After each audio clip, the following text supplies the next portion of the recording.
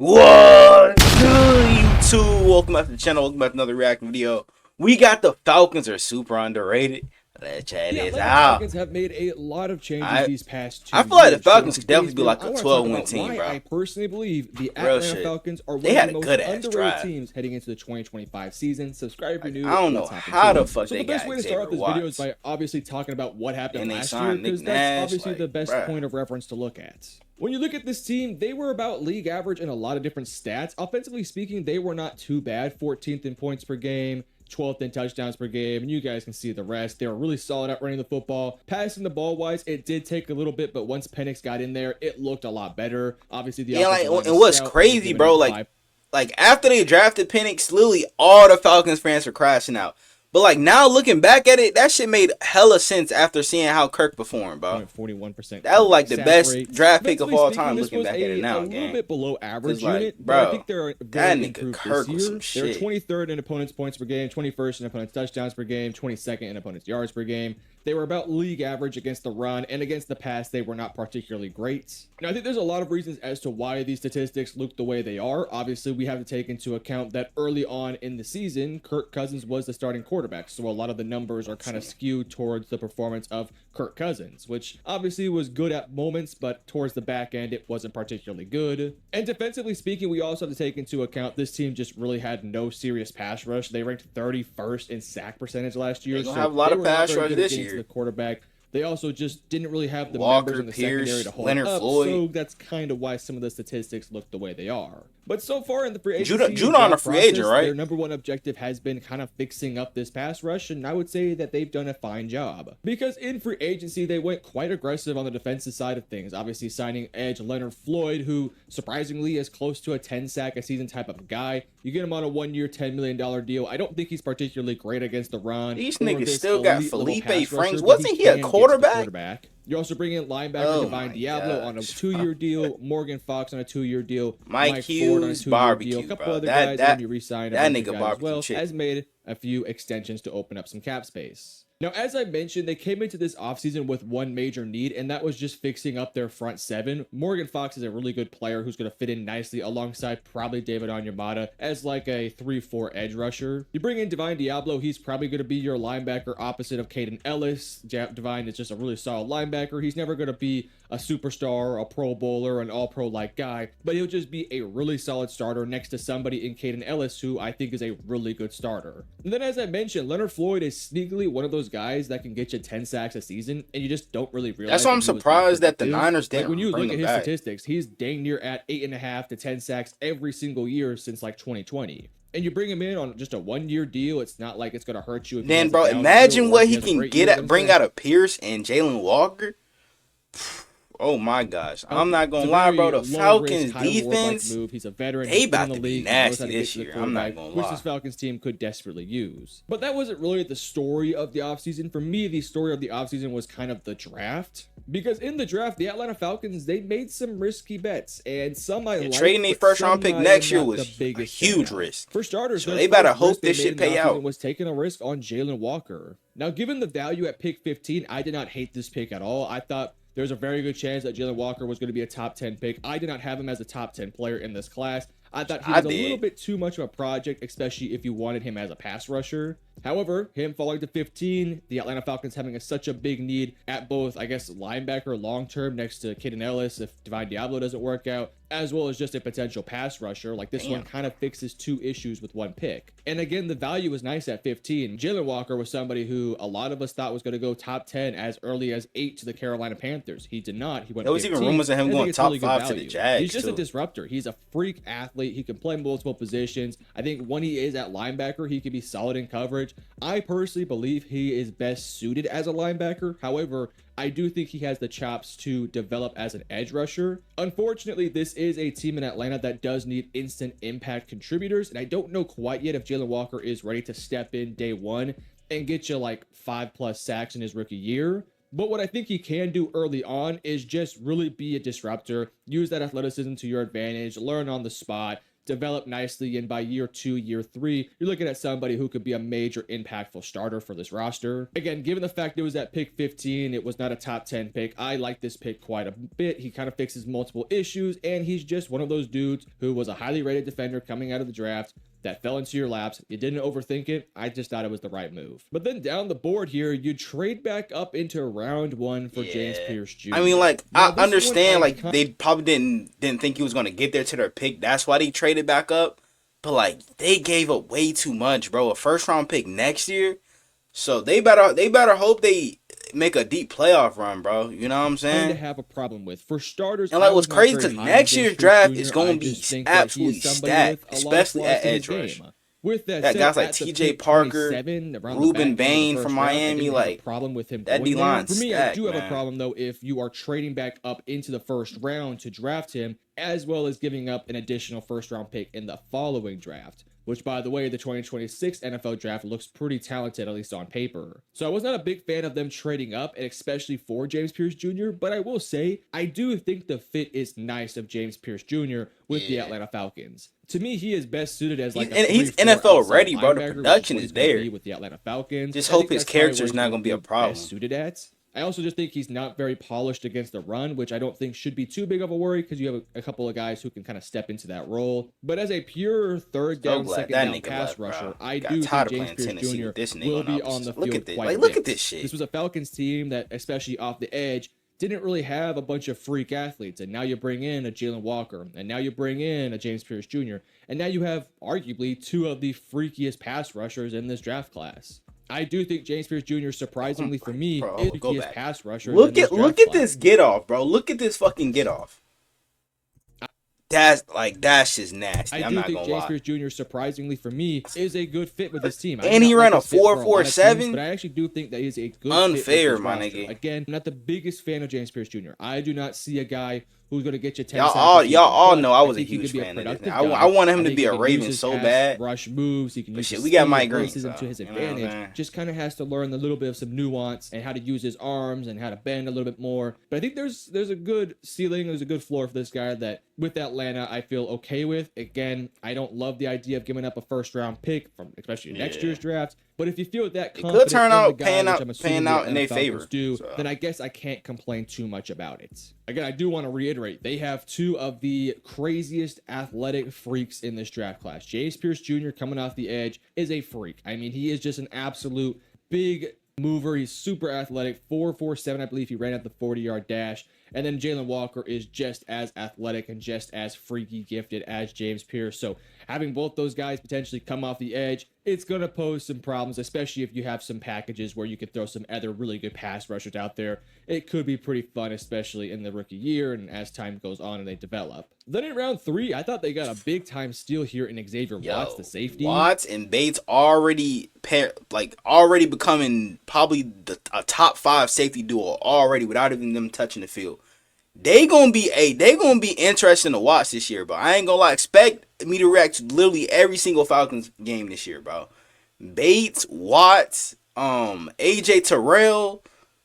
It's about to get scary in Atlanta, man. I don't know if safety was like their biggest of issues. Like I thought they really. It was. I mean, they lost Richie Grant and Justin Simmons, so they needed another safety opposite side. And Xavier Watts was there, and I can't really complain about this pick. Xavier Watts is just a really solid playmaking safety. He's long, rangy. He moves quite well. Not the greatest tackler, and I also think at times, he can get beat a little bit, but maybe he's just a playmaker. Like, he is just somebody who can truly make plays in the back end, and it's funny because I think a lot of us thought that safety wasn't a big need for a lot of teams, so a lot of us thought that Xavier Watts was going to be taken early in the second round because a lot of teams would have maybe considered him in the second round because there's sort of some positional, value taken into account with the safety position. But a team like Atlanta, who really didn't need a safety, saw the talent fall into the third round somehow, some way. Again, I don't really know why he fell into the third round, but he fell there, and I think he very well could be a starter opposite of Jesse Bates. I think you can say that for a lot of players, bro. It was probably either injury concerns,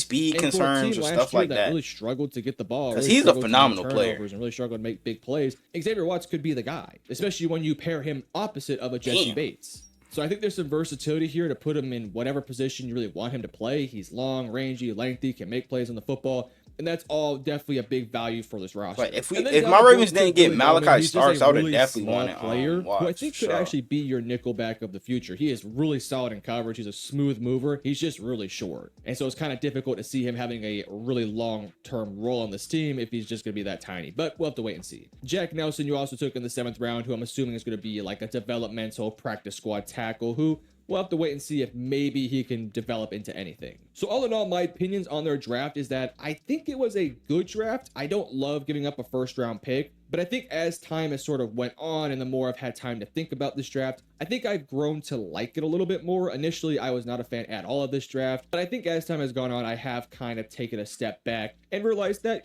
you know what, it's not the worst draft imaginable. It's actually a pretty good draft. I don't think they necessarily nailed every single pick. I don't think they nailed every single one of their needs, but you get 2 freak edge rushers off the board. You get 2 members of the secondary who I think could be talented players. And then obviously Jack Nelson is, we'll have to wait and see. You only had 5 picks in this class, so you only could do so much. We'll have to wait and see. I don't love it. It's not like a top 5 draft class for me, but I also don't think it's like the worst draft class of this last draft. In fact, I don't think it's even close to that. But now we look at their depth chart, and I gotta be honest with you guys, I truly do believe this is a really talented team. Quick question that a lot of bro. People are not taking. Do y'all think they trade Kyle Pitts? Cause like I've heard a couple of rumors here and there, you know what I'm saying, these last couple weeks.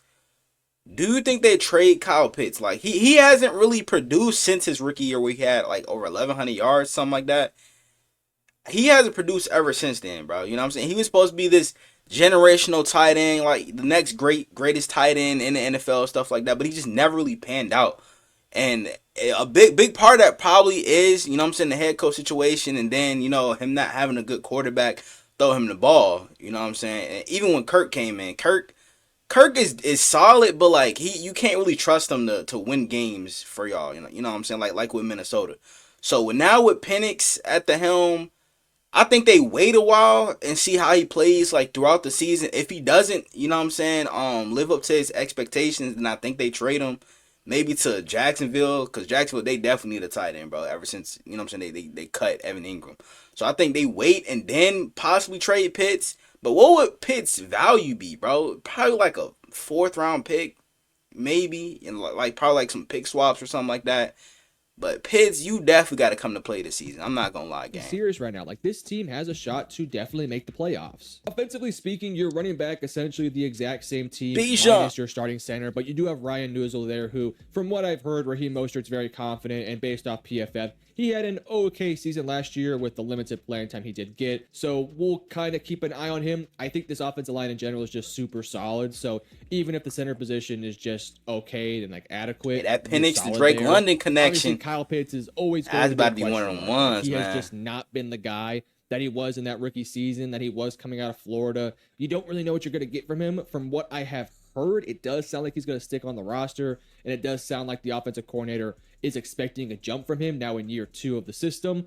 We'll have to wait and see. I got to be honest with you. I do not know what to expect. I'm just kind of hoping for like 800 yards next year, and I think we'll definitely take that. Wide receiving core-wise, I think they could definitely use like one more extra body there, but Drake London's the stud. Darnell Mooney had a really nice bounce back year last year. I think wide receiver 3 could definitely be a positional need, but you do have Ray McLeod. Kadero Hodge is also there. You also brought in Jamal Agnew, so there's some options, but maybe like one more guy. We'll have to wait and see after this draft class. I mean, there's still like 2 veterans that notable veterans, you know what I'm saying, still in free agency, like Keenan Allen, Amari Cooper, so they could pick up one of them. But I really feel like the Falcons roster is completely set, bro. Because, like, you got your number 1 wide receiver. You got your number 2.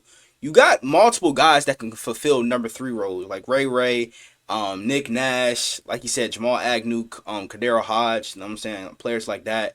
But I think their team is set, bro. Especially offensive-wise. You do have Jace McClellan behind him, but they could get another veteran in that wide receiver room. Going to be a superstar. Like he might. They just got a bunch of young niggas this year. Michael Penix Jr. I feel like it's kind of up to him. Like if this team ends up going far, if this team ends up making the playoffs, winning the division, maybe winning a playoff game or 2, it's kind of off the back of Michael Penix. Now I think it's pretty fair for me to say this, that I was not high on him coming out of college in terms of like a top 10 pick. I had like a late 1st, early 2nd round grade on him, which that's still pretty good for a prospect. But when he went top 10, I was like, whoa, that's crazy. But I did like the fit of Atlanta. I didn't love the value given the fact at the time signed Kirk Cousins, and I guess it kind of worked out. So that whole thing is a whole different story. But in general, it's going to come down to Michael Penix. I thought in the limited playing time we saw him last year, I thought he looked pretty good. Like, I thought he showed good poise. I mean, he is a little bit older, so you'd hope he'd have some poise. But he had some good poise. He put the ball in the right places. He didn't have too many crazy turnovers that were all his fault. I mean, he had a couple interceptions, but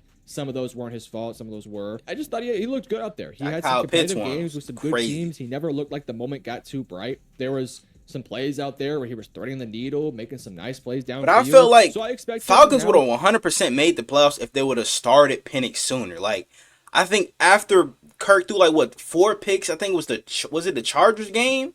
Chargers or Vikings game, and he threw 4 picks. After that, they should have benched him, bro. Real shit. With the full offseason as the full-time starter, Kirk should have been benched a long time ago. Maybe they would have made the playoffs. I expect him to take a step forward next year. And they did have a chance to clinch against the Commanders. Frankly, they kind of need him to. You still have Kirk Cousins on the roster. I don't know what's going to happen there. I have not heard anything definitively stated of what they're going to do. I would not be shocked if he's on the team as the entire season. I would not be shocked if he gets traded at the trade deadline.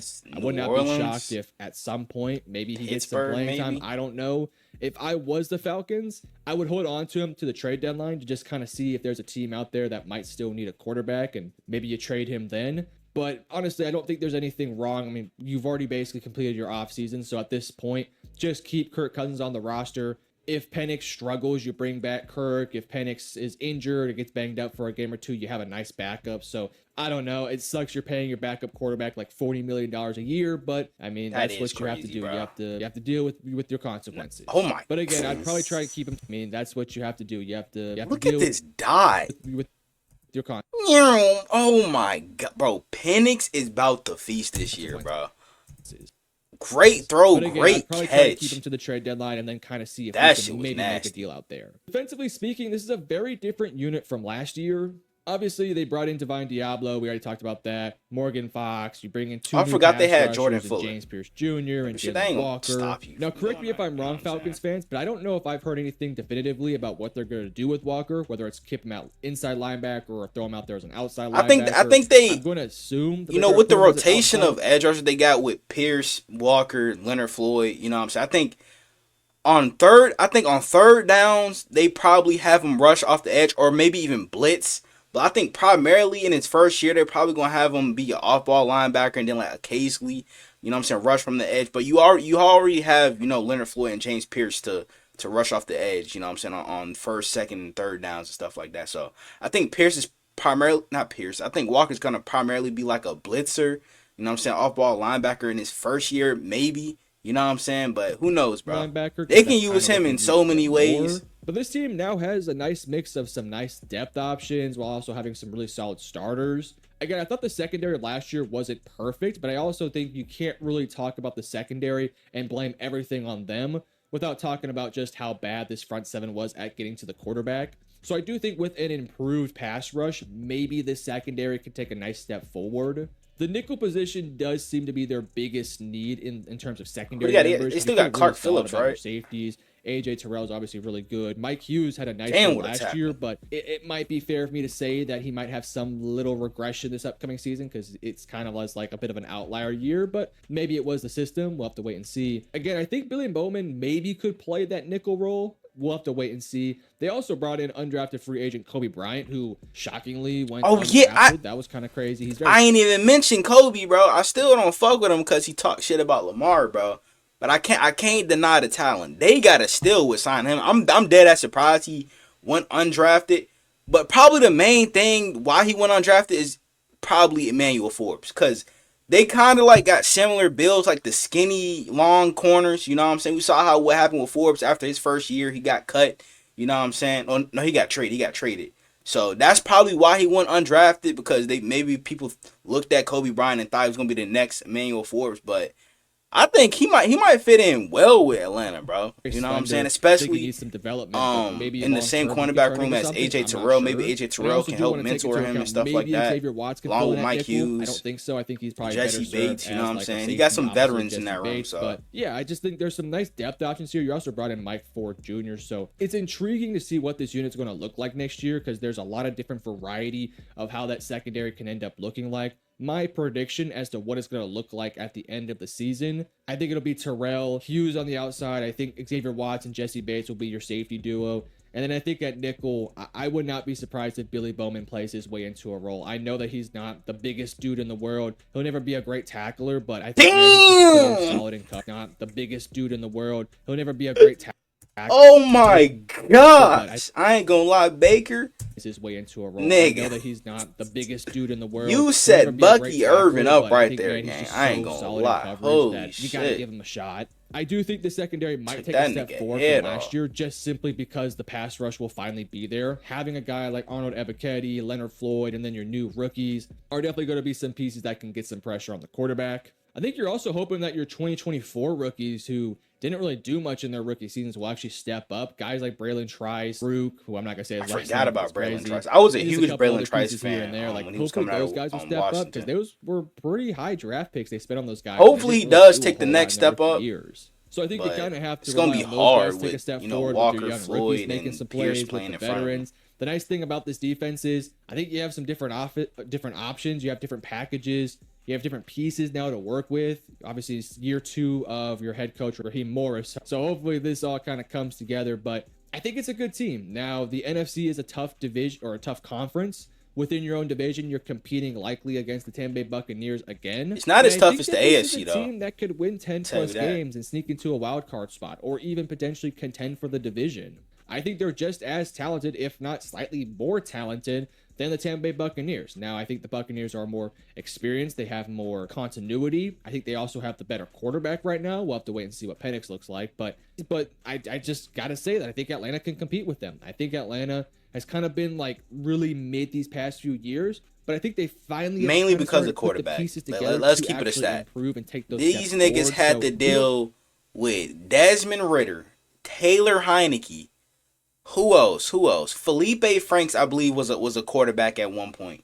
You know what I'm saying? Before he transitioned to tight end. It's some more people too, bro. Like after Matt Ryan left, like it's just been horrible. So I don't know what their like, schedule looks bruh. like quite yet. It depends on their schedule. If their schedule is hard, that sucks. If their schedule I think is the easy, schedule then I could drops easily in a see couple this team days, getting too. 10+ wins. Definitely But gonna react we'll have to to that. wait and see. My prediction right Oh yeah, now hold up. is that I think the And Atlanta Falcons speaking of the schedule, I forgot to mention this. Eagles versus Cowboys as the opener. Nigga, are we serious? Like, bro, the team that got waxed twice last year, you know what I'm saying? But and I understand that the Cowboys were hurt playing with Cooper Rush and shit. Nigga, I don't give a fuck. Y'all only put up 6 and 7 points. Like, and they could have put the Eagles again. We could have had an NFC Championship rematch with the Eagles and Commanders. We could have had Eagles versus the Lions. We could have had Eagles versus the Rams. Like, bro, out of all teams, they choose the Cowboys. I mean, I think it might be a good game, you know what I'm saying? But, bruh, like we could have had an NFC Championship rematch, bro. Real shit. They dropped the ball with that one. I'm not gonna lie. I won't say definitively quite yet because I'm not too sure how it'll play out when I get closer to the season. But I can see them making the playoffs, and I can see them being a very feisty and competitive team. And as time does go on, they'll be a playoff staple, especially when Michael Penix Jr. fully develops and actually gets fully going. They'll be a team that is pretty consistently in the playoffs. But you guys let me know in the comment section below. Number 1, what did you think of their draft? And number 2, how many wins would the Atlanta Falcons win in the 2025 season? Like 12. I said that at the beginning of the video. I think they're going to be a 12-win team this year. Peace. You know what I'm saying? I think they sweep the Saints. I think they split at least one with the Bucks. That Panthers one going to be interesting. I ain't going to lie. I think they split with both of those teams. You know what I'm saying?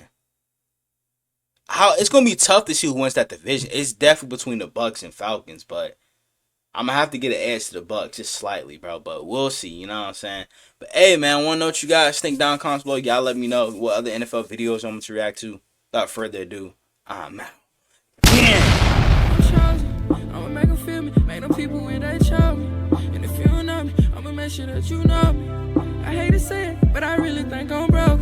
But I know I'm chosen, I really know I'm chosen. I know I'm chosen. I was just lost a year ago, but now I'm focused. When good at sports, this microphone can be my trophy. Not taking drugs, I found a better way of coping.